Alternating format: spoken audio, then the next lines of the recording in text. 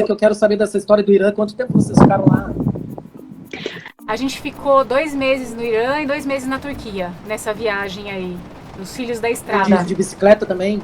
Vocês fizeram Isso. lá? A gente foi de avião até a Turquia, aí pegou um ônibus e foi até o ponto que eu consegui chegar de bicicleta na volta ao mundo ainda, numa cidade chamada Pamukkale, que é um lugar legal lá da Turquia, o mais a leste, porque naquela época não tinha internet. Assim, pensa hoje. Você tem que descobrir se precisa de visto ou não. Como você faz? Você entra na internet e tá lá. Agora, naquela época, a gente tá falando do Irã. se precisa de visto, como que você faz para descobrir se o Irã precisa de visto, se a Turquia precisa de visto? Como é que era? Era muito chato. E eu tava na Europa ainda. Muito complexo. E assim, você não tinha... assim, você escreve hoje, tem um monte de gente que fez escreveu alguma coisa de como que foi para atravessar assim pelo Irã. Naquela época só se fosse um livro, e eu nem falava inglês. Era assim, ouvi falar daqui e tal. Então, eu não conseguia entrar depois da Turquia já chega o Irã. E aí eu acabei entrando em Israel, depois ficou mais complicado ainda para passar pelos países árabes e tal. Eu acabei voando essa parte.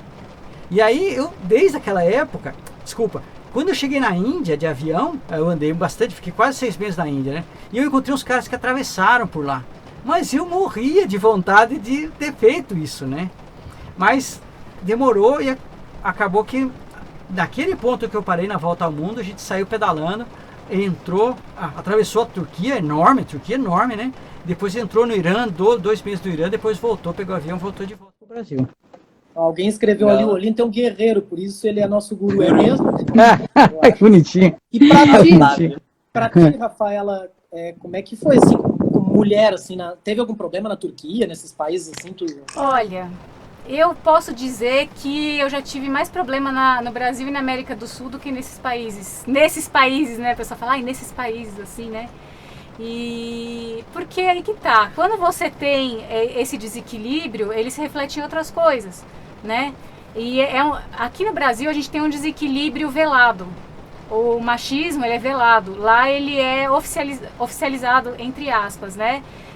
Inclusive tem legislações diferentes para homens e mulheres, né? E todo mundo é ciente das regras e age de acordo com aquilo lá. Obviamente, você pode questionar várias regras que tem lá, que eventualmente a mulher tem que ser submissa em várias vezes, só que toda a legislação que a protege existe e ela é protegida, não no sentido de proteção que ela tem que ser cuidada, assim, mas, por exemplo, os homens não podem encostar em você. Teve gente pedindo permissão pro Olinto para tirar foto minha, que é uma coisa, né, quase que absurda. Posso tirar que foto dela? Às vezes nem entende do direito. Teu cachorro. Mas por outro lado, você não vai se sentir tão assim, vamos dizer que às vezes, dependendo de se você está sozinho em determinados ambientes aqui no Brasil ou em outros países da América do Sul, você pode se sentir mal. Da forma que os homens olham, da forma que eventualmente você vai receber uma cantada maldosa. E lá você não vai ter isso. Porque se alguém fizer isso, você só grita e pronto. Vão lá e vão pegar o homem, entendeu? Ele não tem direito de fazer isso. Na Itália diz que é assim meio que aqui no Brasil, né? A mulher, os caras chegam na cara dura mesmo, chegam pegando e falando e cantando, né? Sempre ouvi falar. Olha, Não, Itália, é fácil, é só perguntar pra mulher. Toda mulher gosta da Itália, porque lá era filha linda, os namorados tudo fica cantando, ela acha que tá, nossa. E os homens pegam tudo. Não, olha só, eu fui sozinha pra Itália na minha época de áurea, né? Tipo assim, com 20 e poucos anos, eu fui pra Itália sozinha. Faz poucos anos foi, então. Foi ontem. Olha, tem alguém aqui que tá Foi perguntando ontem. assim, Olinto, não te ofereceram camelos pela rapa? Só pediram mesmo se podia tirar foto comigo.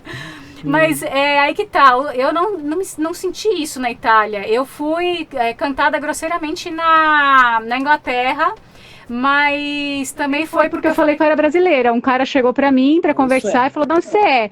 Sou brasileira. Aí ele já queria sair comigo, assim, tipo, me levar pra algum lugar, sem nem como se fosse assim, brasileiro é isso, entendeu?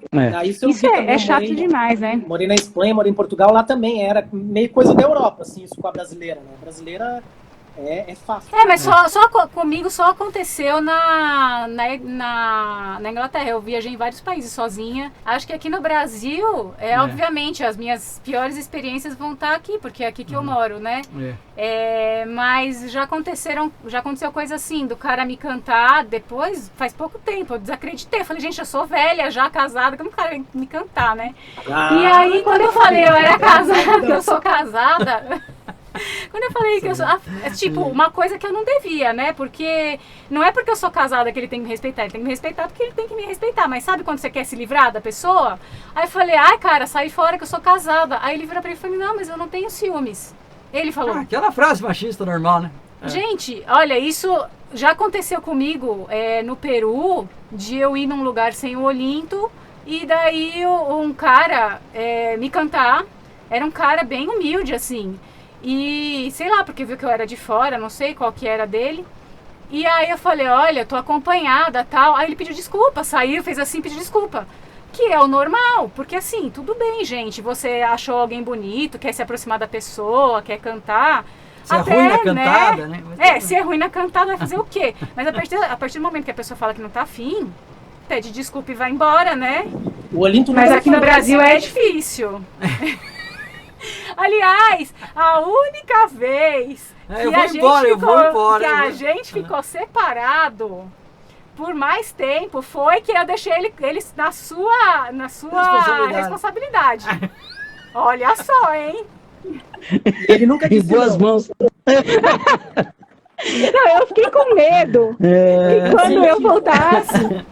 Eu larguei, pra quem não sabe, eu larguei o Olinto com esses dois lá na Chapada Diamantina. Sozinho. Larguei meu motorhome, o meu marido, junto com eles e com a Martina. A gente fazia comidinha pra ele todo dia. E fui pra São Paulo, então vem a impressão do livro. Quando eu voltei, falei, gente, capaz que vai ter só a Kombi e a Martina lá, o resto foi tudo embora. O Olinto tava diferente quando tu chegou, né? Tava com o cabelinho mais cortado. Um sorriso esquisito, né? E tinha que chupar limão, né? Pra ficar com cara azeda, né? Essa questão do machismo é bem... é uma coisa que a gente tem que trabalhar bastante ainda, então, né? no fundo, é fácil você ver nos outros. E é difícil você ver na gente. Uma coisa interessante, assim, que eu sempre comento, né? Porque é óbvio que tem o hijab, né? Que é aquele código de conduta lá, né? Então, pra gente é estranho ficar falando isso aí. Mas assim, se você pegar a nossa cultura do brasileiro, que é bastante hipócrita muitas vezes. Por exemplo, a mulher, ela não pode ficar pelada. Ela usa uns negócios ínfimos, nada. Né? Mas pelada não pode. A maior parte do país, o topless é proibido. Né? São raros os locais. Então, aí você pega os nórdicos, né, os países nórdicos, que todo mundo fica pelado. Na Alemanha o pessoal fica pelado em praça. Eles são discretos. Nas praças, uma praça, então, não é praia. Aí o que acontece? Aí um cara nórdico chega e fala assim, coitada dos brasileiros, vocês não podem nem ficar pelado. A mulherada não pensa nisso. Ela tem um código de conduta, um código de sensualidade, inclusive, porque mulher brasileira é safada, assim, safada no bom sentido. Se ela mostra tudo, não tem o que imaginar. É sensualidade. Não é à toa que o biquíni melhor, mais vendido, é brasileiro. Quando estava em Israel, todas as meninas queriam comprar biquíni brasileiro. Queria saber se eu não vendia. Eu não uso, né, cara? Porra. Então o que acontece? Não, ainda não. Bom. Mas lá no Mucugê, na feira lá, eu vi. Não. Só se foi com vocês, comigo não. Não. Não era pra contato, em vez de me... Eu sabia que ia dar baixaria, eu sabia. Tá demorando. Ei, cara, isso é demais. Mas então, você não vê ninguém reclamando disso. E assim, outro país, outro sistema. Você tem que entender os troços. Você como viajante, obviamente. Se eu fosse morar lá, eu não sei, não queria morar lá. Eu tenho amigos lá, eu gosto deles. Eles têm todo um sistema. Se for para criticar eles, vamos criticar a gente, a nossa hipocrisia. Claro, eu acho que é para isso que você viaja, é para aprender mais que nada. Só para encerrar esse assunto, né, que é Eu acho que a gente tem que pensar bastante sobre ele, né? Das mulheres se ajudarem nisso, conversarem com os parceiros, escolherem os parceiros que refletem aquilo que elas têm como visão de mundo, né? Não adianta você escolher um parceiro machista e depois reclamar que ele é machista, né?